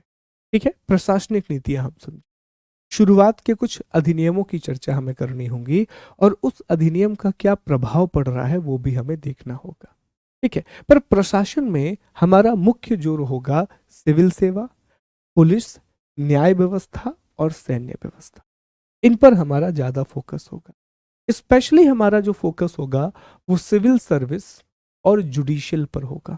इसलिए दोस्तों, क्योंकि कांग्रेस से पहले भारत में जो एक बड़ा आंदोलन चला वो सिविल सेवा में सुधार के लिए चलाया गया था, वो सिविल सर्विसेज में रिफॉर्म के लिए चलाया गया था। इंडियन लीग के द्वारा आंदोलन चलाया गया पूरे भारत में। तो हमें समझना होगा कि सिविल सेवा की शुरुआत भारत में एक्चुअल में कैसे हो रही है, कैसे ब्रिटेन के लोग इसमें उम्र की सीमा को कम करते जाएंगे क्योंकि भारतीयों को सफलता मिलने लगेगी। आप सोच के देखो, आज आप कितने लकी हो, आपके पास 32 ईयर का एज लिमिट है यूपीएससी के पेपर में।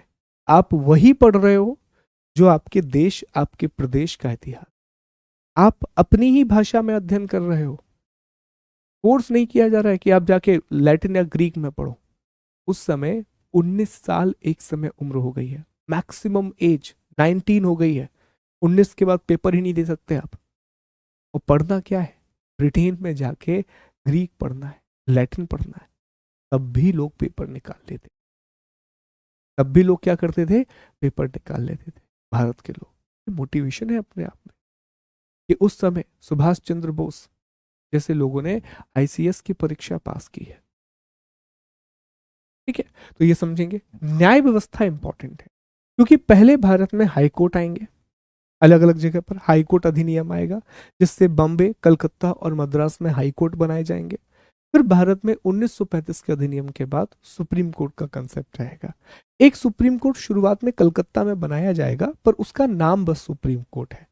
एक्चुअल जो सुप्रीम कोर्ट इंडिया में आएगा वो 1935 के अधिनियम के बाद आएगा। हालांकि इसमें से बहुत सारी बातें आप पॉलिटी में कर चुके हैं, तो मुझे सिर्फ इसके ऐतिहासिक पहलुओं पर काम करना है कि जुडिशियल सिस्टम अच्छा था, बुरा था, कैसा था, इस बारे में हमें बात करनी है। ठीक है, फिर हम चर्चा करेंगे ब्रिटेन की सामाजिक नीतियों के बारे में, social policies of the Britain. इसमें शिक्षा नीति और समाज सुधार कानून हम पढ़ेंगे, एजुकेशन पॉलिसी और सोशल रिफॉर्म लॉ के बारे में हम पढ़ेंगे।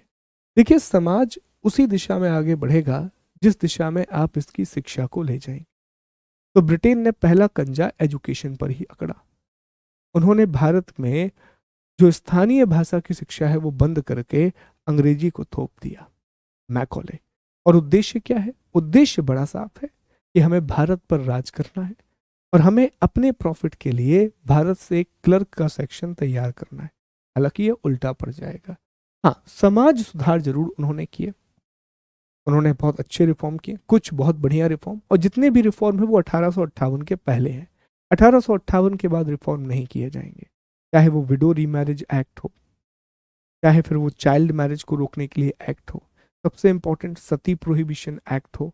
तो ये कुछ उनके द्वारा समाज सुधार के काम किए जाएंगे, तो वो हम समझेंगे, एजुकेशन पॉलिसी को समझेंगे और सोशल रिफॉर्म लॉ को समझेंगे। ठीक है, फिर हम भारतीय प्रतिक्रिया। अब एक माहौल बन चुका है, अब हम उस दौर पर आ गए हैं कि अब भारत के लोग विरोध करना शुरू करेंगे। पहले आपने कब्जा कर लिया फिर आपने ऐसे कानून बनाए, इतना शोषण किया आपने अपनी इकोनॉमिक और एडमिनिस्ट्रेशन पॉलिसी के द्वारा कि अब भारत के लोगों का सब्र टूट चुका। और अब भारत में पहली प्रतिक्रिया देखने के लिए मिलेगी, आपको इंडियंस का पहला रिएक्शन देखने के लिए मिलेगा। और भारत में सबसे पहले आप देखेंगे जनजातीय विद्रोह की शुरुआत हो, इसी समय किसान विद्रोह की शुरुआत होगी, और फिर भारत में एक बहुत बड़ी क्रांति होगी जो भारत का पहला स्वतंत्रता संग्राम कहलाता है, 1857 की क्रांति, रेवोल्यूशन ऑफ 1857। 1857 की क्रांति, ये भारतीय प्रतिक्रिया। यहां से हम भारतीय प्रतिक्रिया को पढ़ना शुरू करेंगे 8वें अध्याय। कनेक्ट करिएगा पूरे टॉपिक को। मैं कह रहा हूं कि आप सिलेबस नहीं लिख रहे हैं, आप पूरे आधुनिक भारतीय इतिहास को समझ रहे हैं आज की क्लास में, कि एक्चुअल में घटनाएं कैसे आगे बढ़ रही हैं, क्या हो रहा है, ब्रिटेन ऐसा क्या कर रहा है जिससे भारत के लोग इतने परेशान हो गए कि उन्हें 1857 की क्रांति करनी पड़ी। ठीक है, ये तो मुख्य धारा के लोग थे, जनजातियां इतनी परेशान हो गई कि जनजातीय विद्रोह हो रहे हैं। आप मुंडा विद्रोह के बारे में पढ़ेंगे, बड़ा इंटरेस्टिंग, बहुत ही इंटरेस्टिंग। ठीक है, तो ये सारी चीजें, किसान विद्रोह कर रहे हैं, क्यों कर रहे हैं किसान विद्रोह, तो ये सब आपको यहां से समझ में आया। अच्छा ठीक है, किसान क्यों विद्रोह कर रहे हैं? कमर्शलाइजेशन ऑफ एग्रीकल्चर हो गया है, लैंड रेवेन्यू सिस्टम, इन दो की वजह से किसान विरोध कर रहे हैं। ठीक है, यही चीजें निकल करके आ रही है। वनों में जो फॉरेस्ट एरिया है वहां ब्रिटेन के लोग अब जाना शुरू कर देंगे। जैसे ही आप फॉरेस्ट एरिया में जाओगे, अब आपको जनजातीय विद्रोह का सामना करना पड़ेगा, अब आपको ट्राइबल रिबिलियन का सामना करना। तो ये 8 टॉपिक हमारे, ठीक, यहां तक लिख लिया। चलिए, ये सिलेबस है, आगे बढ़ते हैं। इसके बाद भारत के पुनर्जागरण का दौर हम देखेंगे। ठीक है, 9वां टॉपिक हमारा इंडियन रेनेसॉ। इसमें हम इंडियन रेनेसॉ का अर्थ ये है दोस्तों कि यहाँ हम भारत के धर्म और समाज सुधार आंदोलनों का अध्ययन करेंगे। यहाँ हम चर्चा करेंगे कि जो इंडिया में सोशल और रिलीजियस रिफॉर्म मूवमेंट हुए, उनका भारत पर क्या प्रभाव पड़ा, उनका इंडिया पर क्या इम्पैक्ट पड़ा, हम ये समझेंगे। और भारत के राष्ट्रवाद में इन्होंने कैसे बढ़ावा दिया। एक प्रश्न अक्सर पूछा जाता है कि भारत के समाज और धर्म सुधार आंदोलन का भारत के राष्ट्रवाद पर क्या प्रभाव पड़ा। What is the influence of social and religious reform movement of India on the Indian nationalism? तो हम जानेंगे कि दयानंद सरस्वती जैसे लोग, स्वामी विवेकानंद जैसे लोग, इनका बहुत इन्फ्लुएंस रहेगा भारत के राष्ट्रवाद, इंडिया के नेशनलिज्म। ठीक है, 9वां अध्याय रहेगा हमारा ये। 10वें अध्याय में यहां से हमारा राष्ट्रीय आंदोलन शुरू, ये आपका दूसरा हिस्सा है। ये पहला हिस्सा आपने खत्म कर लिया। आधुनिक भारत इतिहास के 2 हिस्से हैं, पहला हिस्सा यहां पर खत्म होता, भारतीय पुनर्जागरण। अब आप राष्ट्रीय आंदोलन की शुरू करेंगे, अब आप चर्चा करेंगे। इसलिए मैं कहता हूं ना, इतिहास का सिलेबस बहुत बड़ा है, छोटा नहीं है इतिहास, काफी बड़ा है इतिहास। ठीक है, अब उस इतिहास को हमें इतना सा बनाना है, फिर प्रेजेंट करना है और फिर आपको पढ़ाना है। ठीक है, और आपको पढ़ना है, याद करना है। भारतीय पुनर्जागरण, इसके बाद हमारा शुरू होगा भारतीय राष्ट्रीय आंदोलन का पहला चरण। इसकी शुरुआत 1858 से होगी और ये 1916 तक चलेगा। इसमें हमें क्या क्या पढ़ना है? सबसे पहले हमें पढ़ना है भारत के राष्ट्रवाद का उदय। मुख्य परीक्षा में एक सीधा सवाल पूछेगा कि भारत के राष्ट्रवाद का उदय किन कारणों से हुआ, भारत में राष्ट्रवाद का क्या प्रभाव हुआ, समझाइए।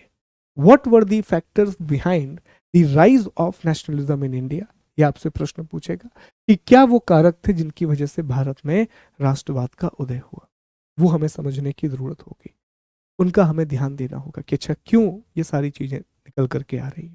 तो हम भारत में राष्ट्रवाद के उदय को समझें, ठीक है। इसके बाद हम आगे बढ़ेंगे, कांग्रेस पूर्व संस्थाएं। हमें यह लगता है कि भारत में राष्ट्रीय आंदोलन की शुरुआत 1885 से ही हुई। This is what we think कि 1885 से ही क्या हुआ, भारत में राष्ट्रीय आंदोलन की शुरुआत हुई, कांग्रेस की स्थापना। पर कांग्रेस से पहले भारत में संस्थाएं बनने लगेंगी, भारत में इंडिया लेवल के इंस्टीट्यूशन बनने लगेंगे। हाँ, यह बात जरूर है कि कांग्रेस का इम्पैक्ट बहुत अलग रहा, पर कांग्रेस से पहले भी कुछ संस्थाएं बनेंगी, ठीक है। इसके बाद हम भारतीय राष्ट्रीय कांग्रेस की स्थापना को समझेंगे और अलग अलग थ्योरीज का अध्ययन करेंगे कि क्या थ्योरी है कांग्रेस की स्थापना को लेकर के। कोई कह रहा है कि ये तो तड़ित चालक सिद्धांत है, कोई कह रहा है कि नहीं ये तो सेफ्टी वॉल्व की थ्योरी है, कोई कह रहा है कि ये तो अभिजात वर्ग की देन है। अलग अलग बातें की जाए, तो उन सभी को समझेंगे कि कांग्रेस की स्थापना को लेकर के किस प्रकार के मत हैं। ओके, इसके बाद आप उदारवादी चरण, ये कांग्रेस का पहला चरण है, ये 1885 से लगभग शुरू होगा और 1905 तक लगभग ये चरण जाएगा। एक क्लियर डिस्टिंक्शन नहीं है पर लगभग इतना। इसमें कांग्रेस सिर्फ क्या करेगी, इसमें प्रार्थना की राजनीति करेगी, याचना और प्रार्थना की राजनीति। कोई भी मांग है, विद्रोह नहीं होगा, कोई आंदोलन नहीं होगा, एक मीटिंग होगी, एक बढ़िया लेटर लिखा जाएगा और लेटर भेज दिया जाएगा गवर्नर जनरल ऑफ इंडिया के पास या भारत के वायसराय के पास, ठीक है। तो ये याचना की राजनीति का क्षेत्र है, तो कह रहे हैं कि इसे उदारवादी चरण है, मॉडरेट फेज है। मॉडरेट फेज के बाद उग्रवादी चरण आएगा। अब विद्रोह करेगी कांग्रेस, पहली बार बंगाल विभाजन के खिलाफ बंग भंग आंदोलन, स्वदेशी आंदोलन को शुरू करेगी। विदेशी कपड़ों की होली जला दी जाएगी, बहुत बड़ा स्टेप उस समय, ठीक है। हड़ताल वगैरह की कोशिश की जाएगी, तो कहा कि यह कांग्रेस का एक्सट्रीमिस्ट फेज है। फिर बीच में कांग्रेस, जैसे ही स्वदेशी मूवमेंट खत्म होगा कांग्रेस टूट जाएगी, कांग्रेस का विभाजन हो जाएगा। सूरत के विभाजन के बारे में पढ़ेंगे आप, इसी समय होगा सूरत का विभाजन, ठीक है। अब जैसे ही आगे आप बढ़ेंगे तो फिर होम रूल आंदोलन, सूरत का विभाजन हो गया। सूरत का विभाजन होने के बाद कांग्रेस का महत्व खत्म है। 10 सालों के लिए आप देखोगे कि 10-12 सालों के लिए कांग्रेस का इंपॉर्टेंस खत्म हो गया, कांग्रेस का महत्व ही नहीं बचा, क्योंकि जितने अच्छे नेता थे जिन्हें लोग प्यार कर रहे थे उन्हें कांग्रेस ने बाहर निकाल दिया था। ओके, तो अब इस समय पर एनी बेसेंट और बाल गंगाधर तिलक भारत में होम रूल आंदोलन की शुरुआत करेंगे और होम रूल लीग एक बार फिर से भारत में लोगों को जोड़ने में सफल होगा। और फिर कांग्रेस का एक लखनऊ समझौता होगा और उस लखनऊ समझौते में वापस से कांग्रेस जुड़ जाएगी, जो कांग्रेस टूट गई थी। और इसी बीच में एक बड़ी घटना होगी कि महात्मा गांधी का भारत में अराइवल हो जाएगा। 1915 में महात्मा गांधी भारत में आ जाएंगे। तो ये पहला चरण है, ये फर्स्ट फेज है, ठीक है। इसके बाद हम पढ़ेंगे भारत में राष्ट्रीय आंदोलन का द्वितीय चरण, second phase of Indian national movement.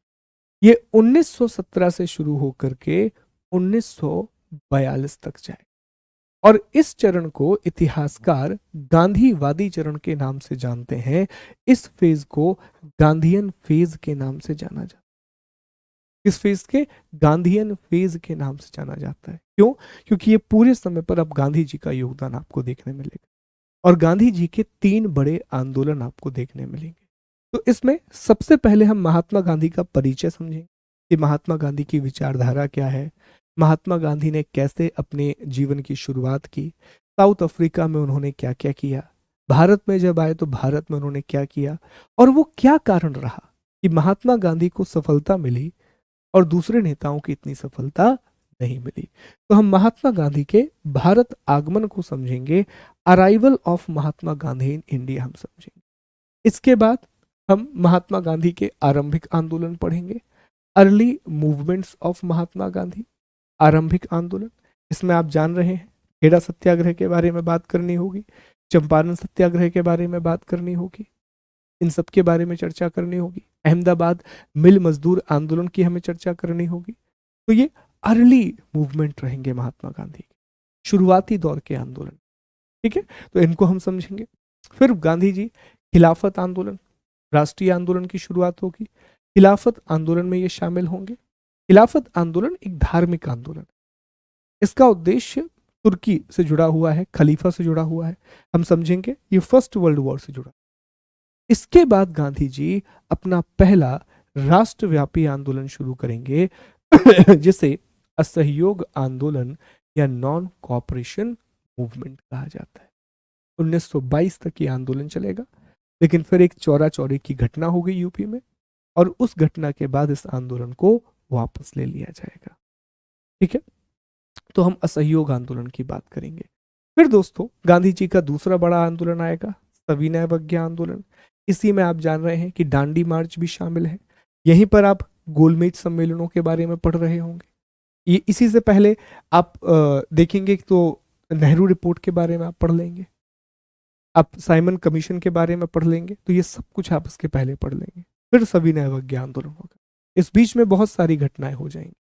ठीक है, फिर भारत छोड़ो आंदोलन, गांधी जी का तीसरा बड़ा आंदोलन, और इसके बीच में बहुत सारी घटनाएं। भारत शासन अधिनियम 1935 आएगा। भारत में प्रांतीय चुनाव होंगे 1937 में। सेकेंड वर्ल्ड वॉर शुरू हो जाएगा, भारतीयों को मनाने की कोशिश की जाएगी, अगस्त प्रस्ताव लाया जाएगा। ये सारे काम इसी बीच में किए जाएंगे। ठीक है, पूरा काम, क्रिप्स मिशन भारत आएगा, ये सब होगा। ये बहुत सारी घटनाएं बीच में छुपी हुई हैं। तो ये गांधी जी का ये सेकेंड हमारा फेज रहेगा, बहुत इंपॉर्टेंट फेज है। पहला फेज भी और दूसरा भी बहुत इंपॉर्टेंट फेज है। ठीक है, इसके बाद हमारे कितने अध्याय हो गए? 11 अध्याय हो गए हमारे, 11 चैप्टर्स। फिर हमारे 12वें अध्याय पर हम आएंगे, और हमारा 12वां अध्याय होगा भारत में क्रांतिकारी आंदोलन, रेवोल्यूशनरी मूवमेंट इन इंडिया। अब हम थोड़ा क्रांतिकारी आंदोलन की बात करेंगे, नेशनल मूवमेंट से दूर हटके अब हम रेवोल्यूशनरी मूवमेंट पर जाएंगे। और क्रांतिकारी आंदोलन भारत में 3 चरणों में हुआ है। पहला चरण है, ये जो पहला चरण है इसमें महात्मा गांधी के पहले 1915 या 20 के पहले की घटनाओं का अध्ययन हम करेंगे। ठीक है, इससे पहले हम पढ़ेंगे जिसमें बाल गंगाधर तिलक का योगदान रहेगा, और चापेकर बंधुओं के बारे में पढ़ेंगे। ठीक है, चापेकर बंधु के बारे में हम पढ़ेंगे, सावरकर बंधुओं के बारे में हम पढ़ रहे होंगे इसी समय, ये वही फेज है। बंगाल में हम बंगाल अनुशीलन समिति के बारे में पढ़ रहे होंगे। ठीक, ये हमारा पहला फेज रहेगा। फिर विदेशों में क्रांतिकारी आंदोलनों का अध्ययन करेंगे, गदर पार्टी, गदर पार्टी, गदर पार्टी का अध्ययन हम करेंगे कि विदेशों में कैसे रेवोल्यूशनरी मूवमेंट चले। फिर हम दूसरे चरण की बात करेंगे, दूसरा चरण रहेगा हमारा, और इसमें हम चर्चा करेंगे गांधी जी के बाद। इसमें हम चर्चा करेंगे चंद्रशेखर आजाद की, इसमें हम चर्चा करेंगे महान भगत सिंह की, इन सब लोगों की हम बात करेंगे। ठीक है, तो ये हमारा दूसरा चरण रहेगा। तो क्रांतिकारी आंदोलन इस तरह पढ़ा जाएगा। प्रथम चरण गांधी जी के पहले, विदेशों में क्रांतिकारी आंदोलन, और गांधी जी के बाद का चरण। ठीक है, फिर हमारा 13वां अध्याय आएगा, भारत की स्वतंत्रता और भारत का विभाजन, इंडियाज इंडिपेंडेंस एंड पार्टीशन। अब इसमें क्या क्या पढ़ना है? तो इसमें पहले हम सुभाष चंद्र बोस और आजाद हिंद फौज के बारे में पढ़ेंगे। 1942 के बाद का घटनाक्रम, क्रांतिकारी आंदोलन पढ़ने के बाद 1942 तक की पूरी घटनाएं समाप्त हो जाएंगी। अब यहां से आप शुरू करोगे कि अब यहां रोल ऑफ सुभाष चंद्र बोस की शुरुआत होगी। सुभाष चंद्र बोस का क्या योगदान होगा, इस बात का अध्ययन आप करेंगे। आजाद हिंद फौज, आजाद हिंद फौज के सैनिक सरेंडर करेंगे, और फिर उनके ऊपर एक लाल किला मुकदमा चलाया जाएगा। 1945 में ये शुरू होगा नवंबर में, और कहा जाता है कि ये भारत की स्वतंत्रता के लिए बहुत जरूरी है, बहुत जरूरी, क्योंकि ओपन कोर्ट लगाया गया। तो लोगों के सामने जब इतने बड़े सेनानी आते हैं, महान आजाद हिंद फौज के सेनानी आते हैं, तो लोगों में फिर जोश बढ़ता है। ठीक है, तो यहां आप लाल किले मुकदमे की बात करेंगे। फिर इसी समय क्या होगा, भारत में नौसेना विद्रोह होगा। नेवल म्यूटिनी होगी। ये दो घटनाएं माना जाता है वो घटनाएं हैं जिसकी वजह से ब्रिटिशर्स भारत से जल्दी चले। इन दो घटनाओं का बहुत बड़ा प्रभाव है, नेवल म्यूटिनी और रेड फोर्ट म्यूटिनी। ठीक, इसके बाद भारत की स्वतंत्रता और विभाजन, independence and partition of India के बारे में आप पढ़ेंगे। इसी बीच में आप देखेंगे कि मुस्लिम लीग पागल होती जाएगी लगातार, और मुस्लिम लीग पागल होती जाएगी, कहेगी भैया हमें पाकिस्तान चाहिए चाहिए चाहिए। ठीक है, डायरेक्ट एक्शन डे लेकर के आएंगे, भारत में दंगे शुरू होंगे, और उन सब दंगों के बीच में you should salute Mahatma Gandhi कि इतने दंगे हो रहे हैं और वो व्यक्ति उन दंगों के बीच में खड़ा हो जाता है अकेला। दिखाता है कि क्यों महात्मा गांधी इतने ज़्यादा इंपॉर्टेंट रहे हैं पूरे इंडिया की फ्रीडम फाइट के लिए। ओके, ये इसके बाद चूंकि आपका सिलेबस में 1965 तक की घटनाएं हैं, आप अपना सिलेबस देखेंगे तो 1965 तक के इवेंट को हमें कवर करना है, तो हम major events of post independent history पढ़ेंगे, जिसमें भारत का एकीकरण, यूनिफिकेशन ऑफ इंडिया, संविधान का निर्माण, ये मैं पढ़ाऊंगा नहीं क्योंकि आप ये पढ़ चुके हैं, राज्यों का पुनर्गठन, राज्यों का पुनर्गठन भी पॉलिटी में आता है, मुझे सिर्फ ये टॉपिक है आपके लिए, यूनिफिकेशन ऑफ इंडिया, इसमें देसी रियासतों के विलय को हमें पढ़ना है।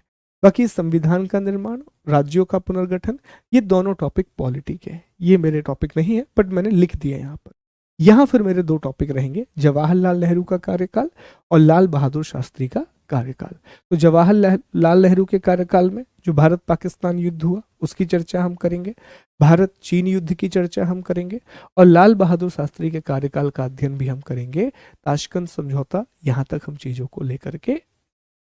तो ये रहेगा हमारा पूरा पाठ्यक्रम। ये सिर्फ पाठ्यक्रम नहीं है, ये बेसिकली पूरे आधुनिक भारतीय इतिहास का एक ओवरव्यू है। अगर इतना आप एक बार समझ गए हैं तो अब आपके दिमाग में कम से कम ये क्लियर है कि आप क्या पढ़ने वाले हैं और कैसे एक घटना दूसरी घटना को प्रभावित करती है। बुद्धिज्म में एक बहुत अच्छी थ्योरी है और उस थ्योरी को कहा जाता है प्रत्युत्य समुत्पाद। अगर किसी ने सुना है, प्रत्युत्य समुत्पाद कहता है कि एक घटना के लिए दूसरी घटना जिम्मेदार होती है, तो वो घटनाओं के बीच में चीजों को जोड़ते हैं। डायनेमो इफेक्ट, तो यहां पर यही देखने मिले, पूरा इतिहास इसी पे जुड़ा हुआ है, प्रत्युत्य समुत्पाद पे जुड़ा हुआ है। प्रत्येक घटना का एक निश्चित कारण होता है और एक घटना की वजह से ही दूसरी घटना घटित होती है। ठीक है, तो वो भी आपको यहाँ समझने मिलेगा। अंडरस्टूड? तो ये आपको इतना लिखना था अपनी नोटबुक में। उम्मीद है कि आप सभी लोगों ने ये लिखा होगा। अब मुझे बताइए आपके क्या डाउट है। हम कल से हमारा पहला अध्याय शुरू करेंगे, पहला चैप्टर हम शुरू करेंगे आधुनिक भारत का इतिहास लेखन, जिसमें पहले हम समझेंगे इतिहास का विभाजन, समय रेखा, भारतीय इतिहास का विभाजन, उपनिवेशवाद, और फिर आधुनिक भारत के लेखन पर हम आएंगे। कल हम मुख्य रूप से उपनिवेशवाद की चर्चा कर रहे होंगे, कल हम मुख्य रूप से कॉलोनियलिज्म के बारे में पढ़ रहे होंगे। ठीक है, चलिए बताइए डाउट, शिकायतों के अलावा डाउट बताइए, क्योंकि मेरा अनुभव है शिकायतें तो आपको रहती रही आएंगी, और ये उम्र है शिकायत करने की। ठीक है, क्योंकि शिकायत पता है हम क्यों करते हैं, शिकायत हम जनरली करते हैं चीज़ों को बचने के लिए कि ठीक है यार हमारे ऊपर ब्लेम ना आए, चीज़ कैसे भी करके हम दूसरे के ऊपर ब्लेम डाल दें, तो हमने तो शिकायत पहले ही कर दी थी। तो चलिए डाउट बताइए पहले, शिकायत बाद में। ठीक है, बताइए फिर एक बार।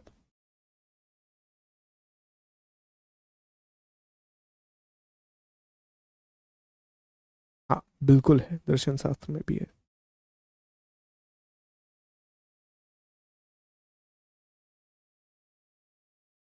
हाँ, अच्छा देखो, अब जैसे एक डाउट अभी आने लगा, तुरंत आने लगा एक डाउट, क्या सर आप पीपीटी से पढ़ाएंगे? तो ये बात मैं आपको पहले बता चुका हूँ, पहले लेक्चर में बता दी थी कि नहीं। देखो यार, हमें अल्टीमेटली मैंने एक बहुत अच्छी बात आपको बताई थी कि हमें चीज़ों का इस्तेमाल करना चाहिए।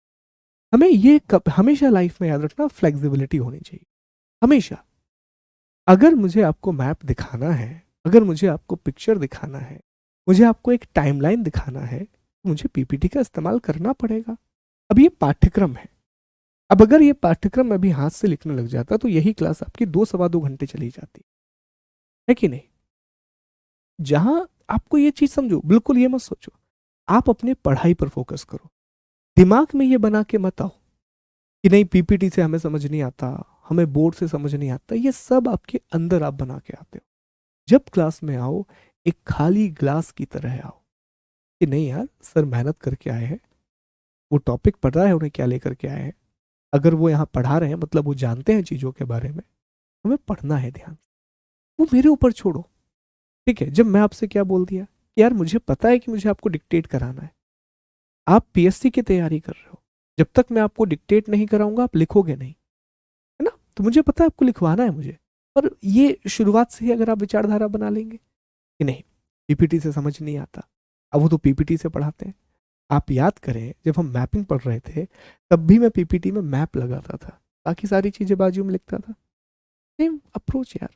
ठीक है, तो ये दिमाग में नहीं सोचेंगे। आप सिविल सेवा की तैयारी कर रहे हैं, फ्लेक्सिबल रहिए और पूर्वाग्रह से ग्रसित मत रहिए। आप एथिक्स पढ़ेंगे, एथिक्स की सबसे बड़ी नॉलेज यही है, पूर्वाग्रह से ग्रसित मत रहो। पूर्वाग्रह जो आपका प्रीजुडिस होता है वो बहुत बुरा होता है। ठीक है, तो मैं उम्मीद करूंगा कि बार बार हम एक ही, हालांकि रहेगा अभी 6-7 क्लास में ये रहेगा, आपको असहमति होगी मेरी बहुत सी बातों से, तो 6-7 क्लास के बाद फिर जनरली ये चीज़ें सेटल हो जाती हैं। पर कोशिश ये करें कि 6-7 क्लास भी आप देखिए, मेरा नुकसान नहीं होगा क्योंकि मैं एक तरीका सीख गया हूँ पढ़ाने का कि मैं बीच में कमेंट नहीं लूंगा। मैं कमेंट तभी लूंगा जब मेरा एक टॉपिक खत्म हो गया है, उसके बीच में कमेंट नहीं, क्योंकि फिर मेरा भी डिस्टर्बेंस होता है और आपका भी डिस्टर्बेंस होता है ना? वो क्लास अननेसेसरी लंबी खिंचती है, 10-15 मिनट हमने एक कमेंट में लगा दिए। ओके, तो कोशिश ये करेंगे कि एक बहुत अच्छी ओपन सोच के साथ क्लास में आइए, सीखने के लिए आइए, एग्जाम निकालने के लिए आइए और मेहनत करने के लिए आइए। मैं मेहनत करके आऊँगा, बहुत मेहनत करके आऊँगा, ये मेरा आपसे वादा है। अब आपकी बारी है कि आपको मेहनत करके आना। ठीक है, आपको क्या लगता है कि मेरे लिए तो बहुत आसान है ना पीपीटी नहीं बनाना, पर मैं बहुत मेहनत करता हूँ इन पर। क्यों? ताकि आपको कभी भी अगर कोई रेफरेंस रीडिंग करनी है तो आपको रेफरेंस रीडिंग मिल सके। बाकी चीज़ें मैं आपको पढ़ा ही रहा हूँ। ठीक है, और कोई डाउट है इनके अलावा तो आप बताइए। पीपीटी के अलावा हिंदी इंग्लिश का डाउट नहीं होगा। हिंदी इंग्लिश जैसे अभी बाजू में लिखी हुई है ऐसे ही मैं आपको बोलूंगा। ठीक है, हिंदी इंग्लिश का डाउट नहीं होना चाहिए। देखिए मेरा क्लास उस पर नहीं हो सकता है। हाँ, एक चीज़ मैं आपको और बता दूं थोड़ी सी, नहीं कल तो संडे, कल नहीं होगी, आपको थोड़ी सी मेरी एक्स्ट्रा क्लासेस भी करनी पड़ेंगी क्योंकि आपका पाठ्यक्रम काफ़ी बड़ा है दोस्तों, और थोड़ा हम लेट शुरू किए हैं हमारे पाठ्यक्रम को, तो एक्स्ट्रा क्लासेस थोड़ा आपको करना पड़ेगा। बीच में हर महीने में प्रिपेयर रहिएगा कि 2 क्लासेस 5-5 घंटे या 6-6 घंटे की हर महीने में, 2-3 महीने का हमारा सिलेबस है, तो थोड़ा एक्स्ट्रा क्लास आप करेंगे, तो करेंगे मेरे साथ एक्स्ट्रा क्लास? तैयार रहेंगे आप लोग?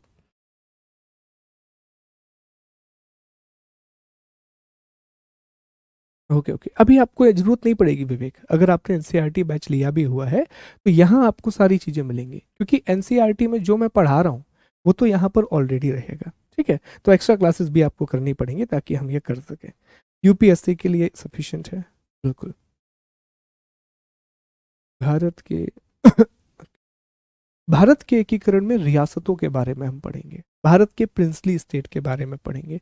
याद कीजिए एक प्रश्न पूछा गया था मुख्य परीक्षा में, मैंने आपको दिया है पहले वाला लेक्चर के नोट्स, आप देखिए उसमें लिखा हुआ है कि सरदार वल्लभ भाई पटेल का भारत के एकीकरण में क्या योगदान है, तो ऐसे प्रश्न हमें पढ़ना होगा। ठीक है, चलिए, तो फिर अब से हम कल मिलेंगे। हाँ, बहुत हद तक हो जाएगा तो, क्योंकि जिस स्तर पे हम पढ़ने वाले हैं वो यूपीएससी का ही स्तर है, क्योंकि आपके यूपी पीसीएस का स्तर कम नहीं है। ठीक है, यूपीएससी का ही स्तर है। कल तो संडे है, कल नहीं करेंगे क्लास। टॉपिक को कनेक्ट करके ना बिट्टी आप समझ जाएंगे। आज हमने क्या किया, हमने टॉपिक को कनेक्ट ही तो किया है, एक टॉपिक से दूसरे टॉपिक को जोड़ा है, और जैसे जैसे आप फर्दर आगे बढ़ोगे आपको और अच्छे से कनेक्शन समझ में आएगा। ठीक है,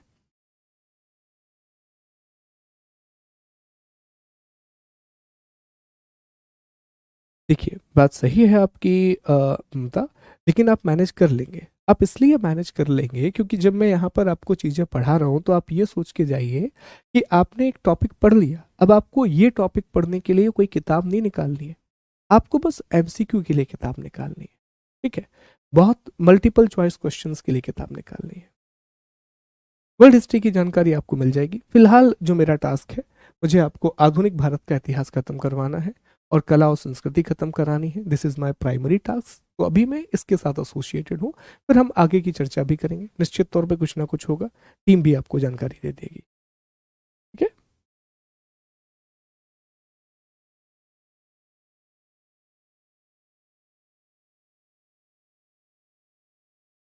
हाँ बिल्कुल बिल्कुल। नहीं अंजलि, डरने की जरूरत नहीं है। देखिए मेरी टीम से इस बारे में बात हुई और वो भी ये बात समझते हैं कि हाँ इतिहास का सिलेबस बड़ा है, तो कुछ ना कुछ समाधान निकाला जाएगा। ऐसा नहीं है कि चीज़ें छोड़ दी जाएंगी। देखिए आपका पॉलिटी खत्म हो चुका है, आपका जो एक बहुत बड़ा हिस्सा है ज्योग्राफी का वो भी सर खत्म करा देंगे कुछ समय के बाद। इतिहास में आप जो बहुत बड़े हिस्से हैं मॉडर्न हिस्ट्री और आर्ट एंड कल्चर, जहाँ से प्रीलिम्स में ज़्यादा सवाल आते हैं, वो मेरा पोर्शन में आपका ख़त्म करा दूंगा। और रहेंगी चीज़ें, परेशान नहीं होना है आपको। ठीक है चलिए, तो फिर अब कल हम आपसे मिलते हैं।